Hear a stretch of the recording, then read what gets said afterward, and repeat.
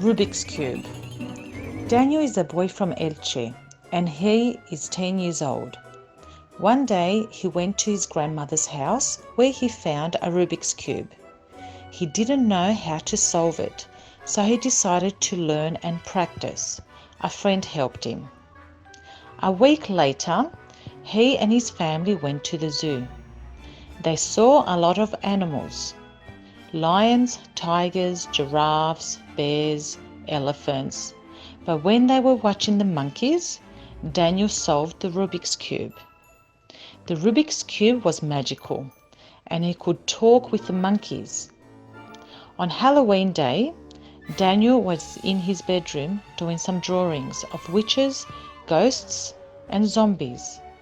When he finished, he decided to solve the Rubik's Cube, and a ghost and a zombie girl appeared.